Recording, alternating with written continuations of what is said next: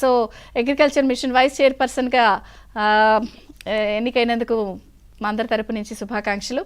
So ముందుగా మీతోనే ప్రారంభిస్తాను, ఎందుకంటే నిన్న జరిగినటువంటి అంశాలు కానీ లేకపోతే సభలో జరిగినటువంటి చర్చ కానీ మీరు కూడా అనేక సందర్భాల్లో ఈ వ్యవసాయము భూములు ఈ విషయాలన్నింటిలో చాలా గట్టిగా ఫైట్ చేశారు. ఇప్పుడు ప్రధానంగా 3 పార్టీలు నిర్వహిస్తున్నటువంటి కూటమిలో గ్రీవెన్సెస్ సెల్లో వస్తున్నటువంటి మేజర్ కంప్లైంట్ భూమికి సంబంధించిన ప్రాబ్లమ్సే మెజారిటీ గ్రీవెన్స్లో వస్తున్నాయి.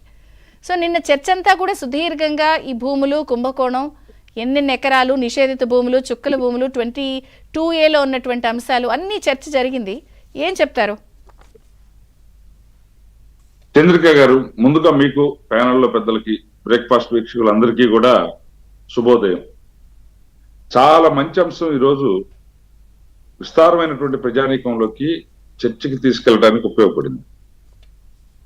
ఈ డిబేట్ ద్వారా మీరు ఎంపిక చేసుకున్నటువంటి సబ్జెక్టు దాదాపుగా ప్రజానీకంలో, అంటే ఇక్కడనే కాదు ఎక్కడైనా ప్రజానీకంలో 80% అంటే 80% జనానికి సంబంధించినటువంటి అంశం. ఈ రోజు నేరుగా అది వాళ్ళ భూమిపైనే ప్రభావితం కాకపోయినప్పటికీ వాళ్ళకి సంబంధించినటువంటి వాళ్ళకో రేపటి నాడు వీళ్ళకో ఖచ్చితంగా వచ్చి తీరే అంశం. భూమి అనేటువంటిది చాలా కీలకమైనటువంటి పాత్ర పోషిస్తుంది మానవ జీవన విధానంలో. చాలా ఎమోషన్స్ ఉంటాయి ఆ భూమితో.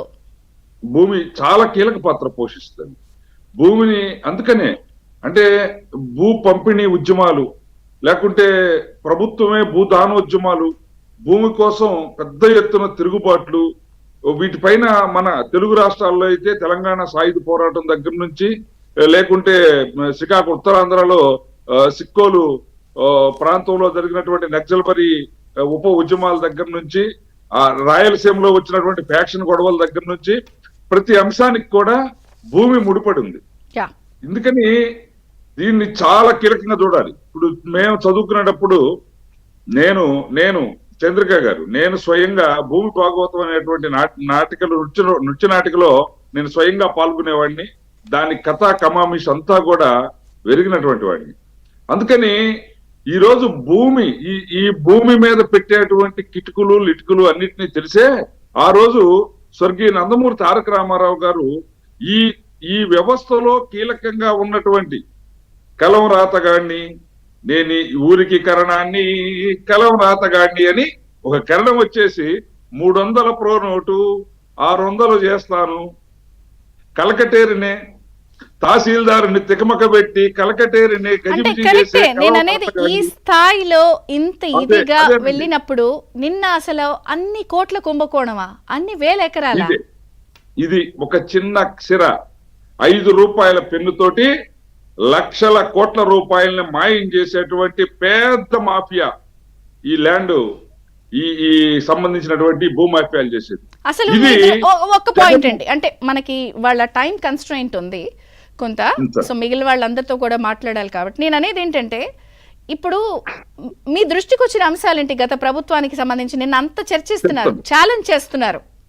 అందుకని చెప్తున్నానండి చంద్రిక గారు, అదే దానికోసమే ఒక చిన్న ఇంట్రొడక్షన్ చెప్పాను. ఆ భూమి యొక్క ఇది ఎలా ఉంటుందని నిన్న వచ్చిన దాంట్లో కాదు, నిన్న బయటకు రావడానికి కూడా అక్కడ కూడా సమయం చాలకుండా ఉన్నటువంటి అనేక అంశాల్లో జగన్మోహన్ రెడ్డి గారు మొత్తం విశాఖపట్నంలో విలువైనటువంటి భూములు అయితేనేమి, ఈ రాష్ట్రంలో ఎక్కడైనా విలువైనటువంటి ఉన్నటువంటి భూములు మొత్తాన్ని కూడా మొదటగా 22A నిషేధిత జాబితాలోకి చేర్పించి దాన్ని వీళ్ళ మనుషుల ద్వారా దానికి ప్రధానమైనటువంటి భూమికి పోషించింది ఉత్తరాంధ్రలో విజయసాయి రెడ్డి, మధ్యాంధ్రలో సుబ్బారెడ్డి, రాయలసీమలో పెద్దిరెడ్డి రామచంద్రారెడ్డి. ఈ 3 రెడ్ల ద్వారా జగన్మోహన్ రెడ్డి ఆ విలువైనటువంటి భూముల పరిష్కారం పేరుతోటి దాన్ని కబ్జా చేసేటువంటి, దాన్ని కొట్టేసేటువంటి ఆలోచన చేశారు. దాంట్లో